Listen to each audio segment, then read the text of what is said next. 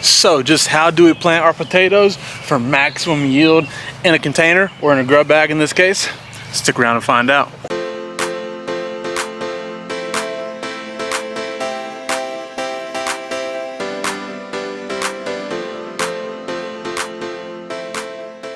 That sucker's gonna eat good, buddy. Hey, how's it going, everybody? Welcome back to Art of Creation Homestead. My name is Jason. We're in Southwest Ohio. It's time to plant some potatoes. We could probably plant them a week or two ago. We didn't get to it. Weather's been a little up and down still. Heck, tonight or tomorrow night, Wednesday night, so one night this week, they're still saying we could have a 40-degree night, which is a little late in the year for that, but as long as it ain't frosting, we're gonna be okay. But these potatoes will be fine anyways, no matter what, because they won't even be up yet. But what we're going to do today is plant some potatoes in grow bags.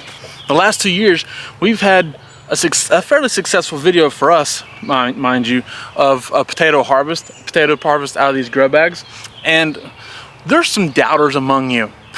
All right, this past year especially, there's been some people who maybe don't quite believe that those potatoes we got out of the grow bags, we actually got out of the grow bags.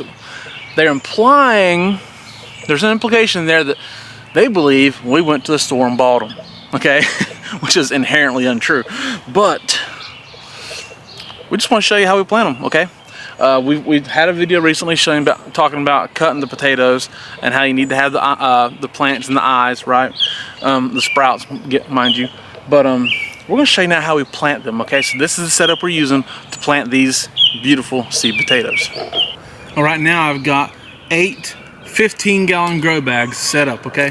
These are 15-gallon grow bags again, and the dirt that is in here, or the soil that is in here, mind you, is a mix of compost and potting mix. I dug all of that soil out of this pile right here that we've had since last year. Okay, so right here you see that these bags are not full. Again, 15-gallon grow bags. Don't ask me in the comments how big these bags are, because I'm telling you 6,000 times. 15-gallon grow bags. You can do this in whatever size grow bag you like. These are just what we have available, so this is what we're using. Now, again, potting mix, potting soil, and whatever it is, whatever you want to call it, potting mix or potting soil, and compost from our chicken coop, okay? That's just pine shavings that's broke down compost that we threw in there last fall, okay? We put that in this pile last fall and covered it with the potting soil that we had left over from our grow bags last year, okay? So this is old, already used potting soil, okay? So now we got this about this deep, okay? It's about to here, so a few inches deep, okay? They're about nothing technical, but a little less than half, okay? Remember that. This is a little less than half full right now. Now, I believe if I counted correctly, we have 23 seed potatoes, okay? So we're gonna put 3 in each bag. One bag is gonna have 2, all right? Now you take your seed potato, you got plants right here and right here, right? These are gonna be the plants that come up out of the ground. So you make sure they are up. Now we're gonna put kind of in a triangle pattern, okay? Just like that, sit them down in there. Same with this one, sit it down in here. One more time, sit this right here. You want the sprouts up as best as possible. If you have those sprouts facing down or facing sideways, they might smother out, maybe not come up. So obviously you want the sprouts coming up. Makes it easier for the plants to form. Now that we've done this, see, spaced out accordingly, ready to go. I have not put fertilizer in here yet, remember that. Also, I want you to remember, this variety is Kennebec, okay? It is a determinate potato variety. It's in the same family as a tomato. Tomatoes are indeterminate and determinate. Potatoes are indeterminate and determinate. A lot of varieties are determinate. There are some that are indeterminate. That is like a red potato, and most russet potatoes are indeterminate. Yukon Gold, Kennebec, and a lot of those other varieties are determinate. In other words, they're kind of gonna stay compact. They're not spreading out forever like an indeterminate would do. Indeterminate varieties are the ones you would want to use for the whole trash can method, where you're building layers upon layer upon layer and keep adding dirt. Those are the varieties you want to use for that. This variety, determinate varieties, are good for container, one plant, one bit of dirt, and you're done. And now that these are all planted with the sprouts up, see, sprouts up, sprouts up, sprouts up. And if you want to notice as well, I've got them put where I want to keep them for right now. Grow bags are easy to move because they do have good handles. They're not heavy. They're not heavy containers themselves, and potting mix like this is not heavy either. But once it's got water in it, once it starts growing plants, has roots and everything else in it, it can be a little harder to move. Typically try to get them where I want them to start with. I'm probably gonna have to move them eventually as I plant more things this summer, but for right now they're good where they're at, and if I have to move them, they slide pretty easy. Also, I want you to remember that when you finish filling these bags up like I'm getting ready to do, keep using potting mix. You want to use potting mix for your container growing projects because it does not compact. Topsoil, any garden soils, even raised bed mixes, okay, are typically going to compact in the heat. Even in a grow bag, which allows more airflow, they're still going to compact and tighten up. Makes it really hard to grow roots. Makes it really hard to grow potatoes under that dirt, right? So use a good light potting mix, preferably organic, but you don't have to.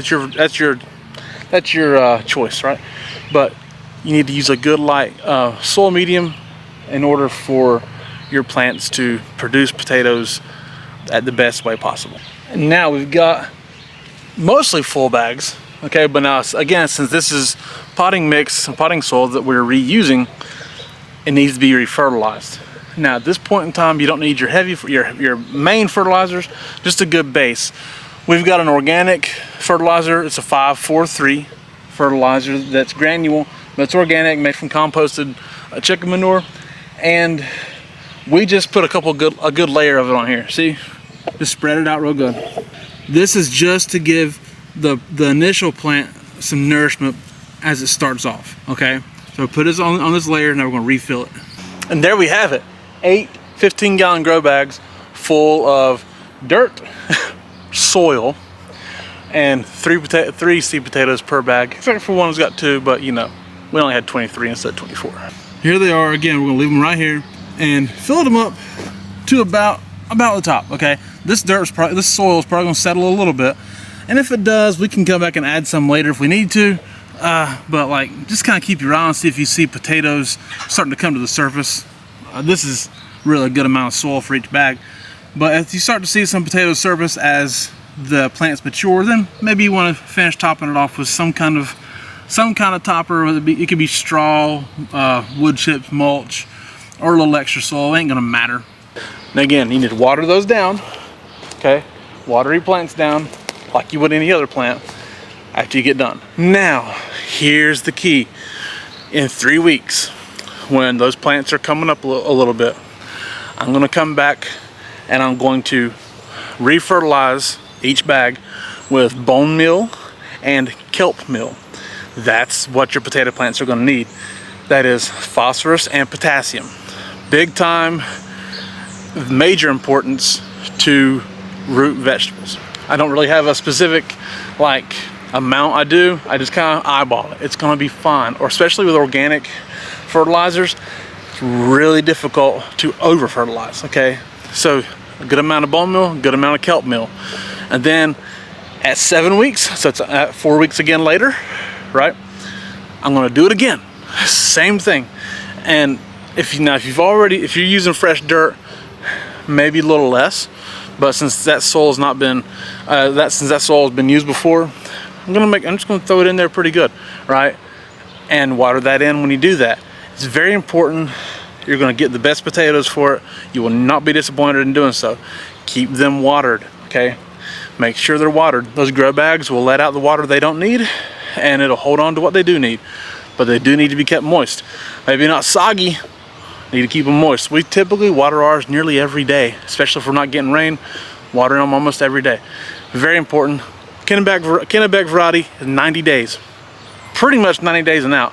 We might wait 95 to 100 just to make sure they're completely done and dried out and everything they need to be for a good harvest, but 90 days you're looking good. So plant them potatoes, enjoy them. Don't sell yourself short. Understand you can get a good amount of potatoes in those grow bags. All right, thank you guys so much for watching. We do appreciate it. My name is Jason. This is Art of Creation Homestead. We love y'all. God bless you and goodbye.